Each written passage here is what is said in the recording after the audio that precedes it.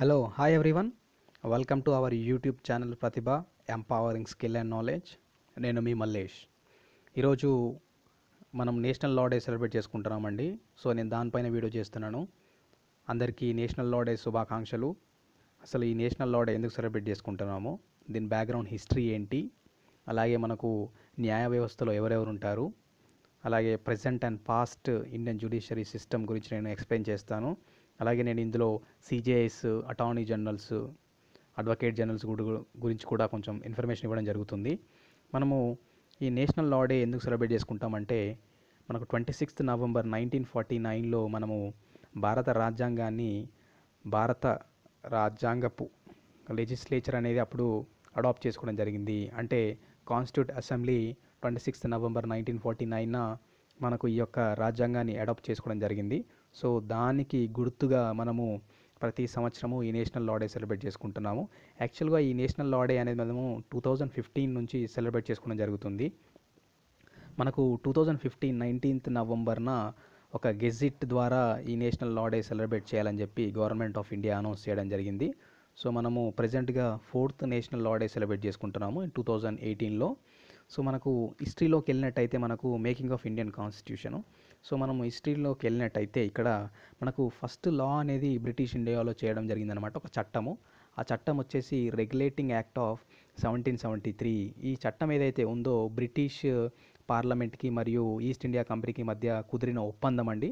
So ఒప్పందం ప్రకారంగా ఇండియాలో ఎలా రూల్ చేయాలని దాన్ని బట్టి మనకు ఫస్ట్ అంటే ఒక లా చేయడం జరిగింది. సో అదే వచ్చేసి 1773 రెగ్యులేటింగ్ యాక్ట్. దాని తర్వాత చివరి చట్టం వచ్చేసి మనకు government of India act 1935. So మనకు ఇండిపెండెన్స్ వచ్చేంత వరకు మనకు ఈ గవర్నమెంట్ ఆఫ్ ఇండియా యాక్ట్ ఉంది. అలాగే మనం మనం ఎక్కువ పార్ట్స్ తీసుకున్నది కూడా ఈ గవర్నమెంట్ ఆఫ్ ఇండియా యాక్ట్ నుంచి మన రాజ్యాంగంలోకి తీసుకోవడం జరిగింది. సో అలాగే ఈ కాన్స్టిట్యూషన్ ఐడియా వచ్చేసి ఎంఎన్ రాయ్ గారు ఈ ఐడియా ఇచ్చారనమాట.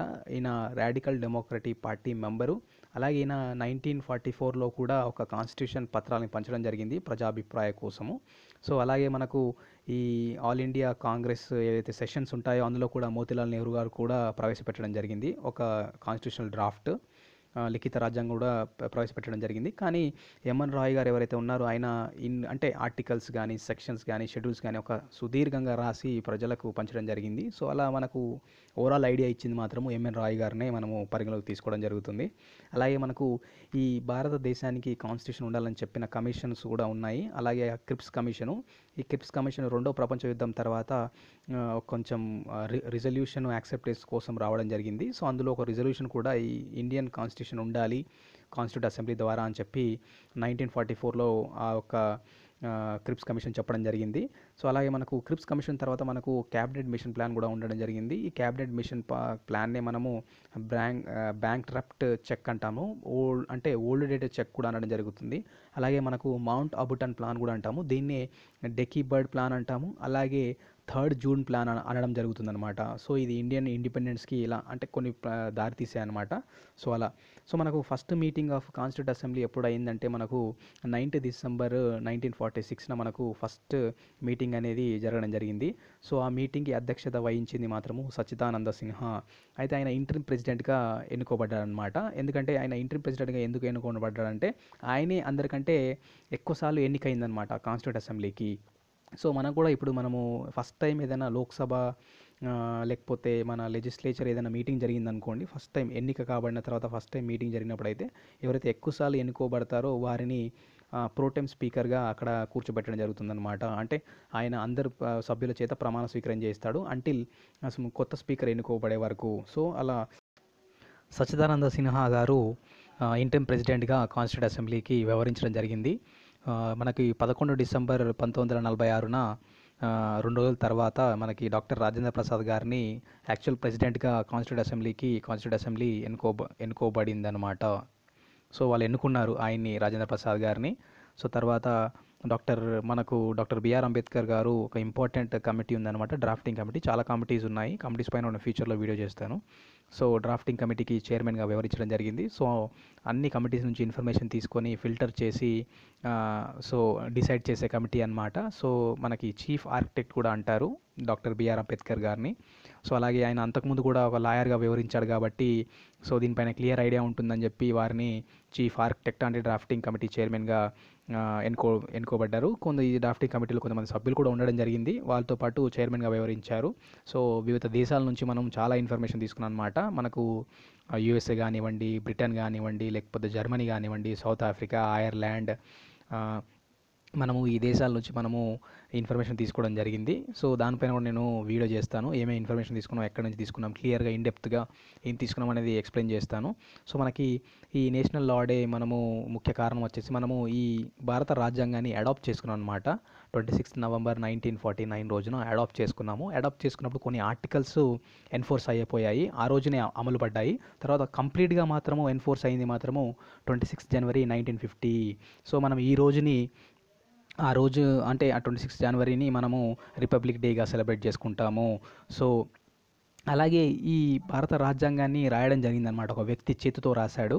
సో ఆ రాసిన వ్యక్తి ఎవరైతే ఉన్నారో వారి పేరు వచ్చేసి ప్రేమ్ బిహారీ రజైదా అనేట ఆయన రాయడం జరిగింది, చేత్తో రాశారు.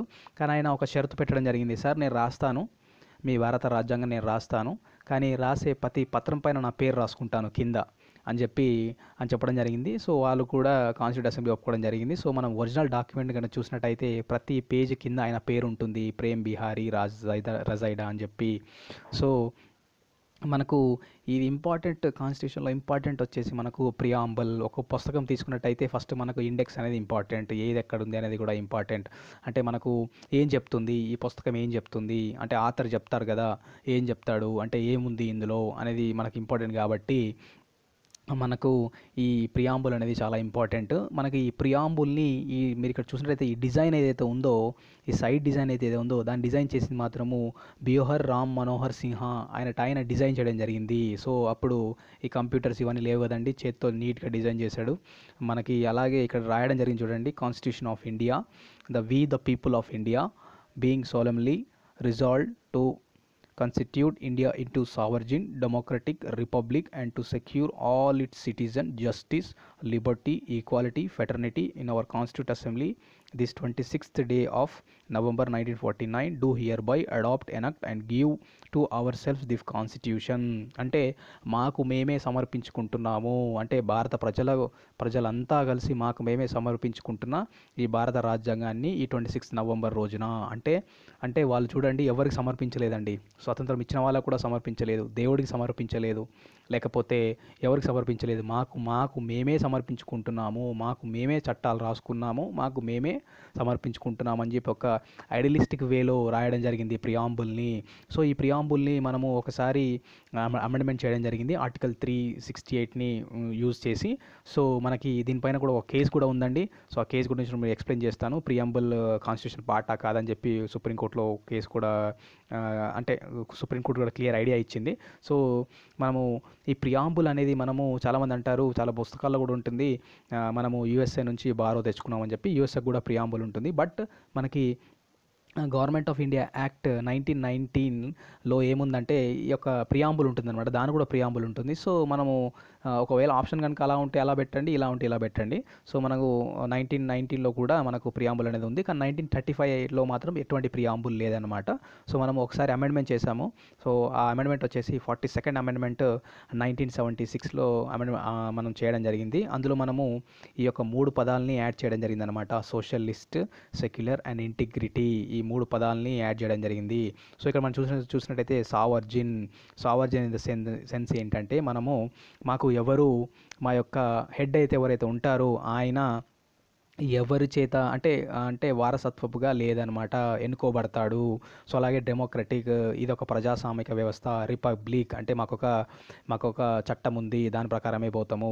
అట్లాగే జస్టిస్, లిబర్టీ, ఈక్వాలిటీ, అందరూ సమానులే, అందరికీ ఈక్వల్ న్యాయం అందుతుంది, అందరి ఈక్వాలిటీ ఉంది, అందరి ఫెటర్నిటీ కాపాడుతాము, అలాగే ఇంటిగ్రిటీ కాపాడుతాము. సోషలిస్ట్, సెక్యులర్, మా యొక్క దేశానికి ఏ మతము లేదని చెప్పడం జరిగిందనమాట ప్రియాంబుల్లోనే. సో ఇది ఒక మనకు తెలుస్తూ ఉంది ఎంత ఫ్యూచరిస్టిక్ స్కోప్లో రాయడం జరిగిందని చెప్పి. సో అలాగే మనం చూసినట్టయితే మన ప్రియాంబుల్ గురించి కొన్ని వ్యక్తులు అమినెంట్ వ్యక్తులు చెప్పడం జరిగింది. ఈ యొక్క political horoscope of Indian constitution అనడం జరిగింది. కేఎం మున్షి గారు ఈయన ఒక కమిటీలో మెంబరు, ఈయన అనడం జరిగిందనమాట political horoscope of Indian constitution ఈ యొక్క ప్రియాంబుల్ గురించి. అలాగే ఈ యొక్క కాన్స్టిట్యూషన్కి ఈ ప్రియాంబుల్ అనేది ఒక సోల్ అనమాట, గుండె. ఒక బాడీ ఎలా అయితే ఉంటుందో, బాడీకి హార్ట్ ఎంత ఇంపార్టెంటో ప్రియాంబుల్ కూడా అంతే ఇంపార్టెంట్ కాన్స్టిట్యూషన్ అని చెప్పడం జరిగింది. అలాగే ఎన్ఏ పాల్కి వాళ్ళ ఏమన్నాడంటే ఇది ఒక ఐడి కార్డ్, నీ గురించి చెప్పాలంటే ఇండియన్ కాన్స్టిట్యూషన్ గురించి ఓవరాల్గా చెప్పాలంటే ప్రియాంబుల్ని చూస్తే అర్థమైపోతుంది అని చెప్పడం జరిగింది. అలాగే కేశవనంద భారతి కేసులో ఏం చెప్పారంటే 1973 కేసులో ఏం చెప్పడం జరిగింది, సుప్రీంకోర్టు ఒక ఎన్లార్జ్ డిస్కషన్ తర్వాత ఏం చెప్పడం జరిగిందంటే ప్రియాంబుల్ అనేది భారత రాజ్యాంగంలోని భాగమే, దీన్ని అమెండ్మెంట్ చేస్తే మాత్రం దీని స్వరూపం మారకుండా అమెండ్మెంట్ చేయాలి అని చెప్పడం జరిగిందనమాట. సో అలాగే మనం చూసినట్లయితే మనకి ఈ న్యాయ వ్యవస్థ కాబట్టి సో మనకు సుప్రీంకోర్టు ఎప్పుడు వచ్చిందంటే మనకు 26 జనవరి 1915 ఢిల్లీలో ఎస్టాబ్లిష్ చేయడం జరిగింది సుప్రీంకోర్టుని. ఈ సుప్రీంకోర్టు అనేది మనకు ఇండియాలోనే హైయెస్ట్ అండ్ ఫైనల్ అపీల్ అనమాట. మీరు ఎక్కడ పోయినా సరే, మీరు ఏ కోర్టుకు పోయినా సరే సుప్రీంకోర్టు కనుక వర్డిక్ట్ ఇస్తే మాత్రం అది ఫైనల్. ఇక అంతకు మించి వేరే కోర్టులు అనేది లేదు ఇండియాలో. సో సుప్రీంకోర్టు అనేది ఫైనల్ జ్యూరిడిక్షన్ ఇన్ ఇండియా. అలాగే సుప్రీంకోర్టుకి చాలా పవర్స్ ఉంటాయి, అంటే జ్యుడిషియల్ రివ్యూ కానివ్వండి, ఒరిజినల్ అపెలేట్ అండ్ అడ్వైజరీ జ్యూరిడిక్షన్స్ కానివ్వండి. అంటే కింది కోర్టు కనుక ఒక తీర్పు ఇస్తే దాన్ని ఓవర్ రైడ్ చేసే అవకాశం కూడా ఉంటుంది. అంటే కింది కోర్టులో కనుక మీరు అప్పీల్కి వెళ్ళినట్టయితే మీరు పై కోర్టు కూడా అప్పీల్కి వెళ్ళొచ్చు. అలాగే అడ్వైజరీ జ్యూరిడిక్షన్ కూడా ఇవ్వడం జరుగుతుంది, అంటే అడ్వైజర్స్ కూడా ఇస్తుందన్నమాట. అంటే కొన్ని లాస్ని కొట్టివేయడం కూడా జరుగుతుంది. అంటే దీనికి ఏదైనా చట్టం చేయగలిగితే దాన్ని నల్ అండ్ వాయిడ్ కూడా చేసే అధికారం ఉంటుంది. అలాగే సుప్రీంకోర్టు ఏం చేస్తుందంటే ఫండమెంటల్ రైట్స్ని సేఫ్ గార్డ్ చేస్తుందన్నమాట. అంటే ఏదైతే భారతదేశ ప్రజలు ఉంటారో వాళ్ళ యొక్క ప్రాథమిక హక్కుల్ని కాపాడడం జరుగుతుంది.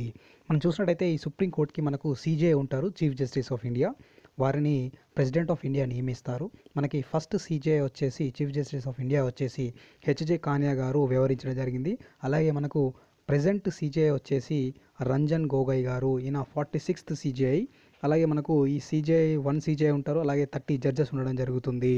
మనము ఈ 30 జడ్జెస్లో మన తెలంగాణ నుంచి కూడా ఒక జడ్జ్గా వ్యవహరిస్తున్నారు. ఆయన రీసెంట్గా ఎన్నుకోబడ్డారు కాబట్టి ఇది ఒక ఇంపార్టెంట్ క్వశ్చన్ కాంపిటేటివ్ పరంగా, కరెంట్ అఫైర్స్ పరంగా. ఆయన వచ్చేసి మన honourable justice R Subhash Reddy garu, ఈ యొక్క సుప్రీంకోర్టు జడ్జెస్లో one of the member from Telangana state. So మనము ఇక్కడ హైకోర్ట్స్ గురించి మాట్లాడదామండి. హైకోర్ట్స్ ఉంటాయి. ఈ హైకోర్ట్స్ వచ్చేసి మనకు స్టేట్ అండ్ యూనియన్ టెరిటరీస్కి జ్యూరిడిక్షన్ అంటే ఫెసిలిటీస్ అందిస్తూ ఉంటాయి. మనకు ప్రెసెంట్గా 24 హైకోర్ట్స్ అనేవి ఇండియాలో ఉండడం జరిగింది. అందులో పురాతనమైన ఓల్డెస్ట్ హైకోర్టు వచ్చేసి కోల్కతా హైకోర్టు, అంటే బెంగాల్లో అప్పటి బ్రిటిష్ ఇండియాలో ఎస్టాబ్లిష్ చేయడం జరిగింది. సో ఈ బెంగాల్ హైకోర్టుతో పాటు మనకు మద్రాస్ హైకోర్టు, ముంబై హైకోర్టు కూడా ఎస్టాబ్లిష్ చేయడం జరిగింది. కానీ ఈ మనకు పురాతనమైన హైకోర్టు వచ్చేసి మనకు కోల్కతా హైకోర్టు. మనకు హైకోర్టు హైదరాబాద్, మన తెలంగాణలో హైకోర్టు జ్యూరిడిక్షన్ వచ్చేసి మన హైదరాబాద్ దగ్గర ఉంది, హైకోర్ట్ ఆఫ్ హైదరాబాద్ అంటాం దాన్ని.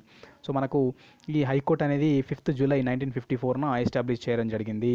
మనకి ఇప్పుడు present chief justice of Hyderabad high court వచ్చేసి మనకు బి రాధాకృష్ణ గారు వ్యవహరిస్తున్నారు. సో అలాగే మనకు అటార్నీ జనరల్స్, అడ్వకేట్ జనరల్స్ కూడా ఉండడం జరుగుతుంది. మనకు అటార్నీ జనరల్ వచ్చేసి ఫస్ట్ లా ఆఫీసర్ అనమాట. ఆయన ఇండియన్ గవర్నమెంట్కి అడ్వైజర్గా వ్యవహరిస్తారు. అంటే ఇండియన్ గవర్నమెంట్ తరఫున సుప్రీంకోర్టులో వాదించడం జరుగుతుంది. సో అలాగే మనకు ఫస్ట్ అటార్నీ జనరల్ వచ్చేసి ఎంసి సేతిల్వర్డ్ అనేట ఆయన మనకి ఫస్ట్ అటార్నీ జనరల్గా వ్యవహరించడం జరిగింది. అలాగే ప్రెజెంట్ అటార్నీ జనరల్ వచ్చేసి ఆయన 15th అటార్నీ జనరల్, ఆయన పేరు వచ్చేసి కేకే వేణుగోపాల్, ఇప్పుడు ప్రెజెంట్గా ఉన్నారు ఆయన. అలాగే ఈ అటార్నీ జనరల్ ఎవరు అపాయింట్ చేస్తారంటే మనకు ప్రెసిడెంట్ ఆఫ్ ఇండియా ఈ అటార్నీ జనరల్ని నియమించడం జరుగుతుంది.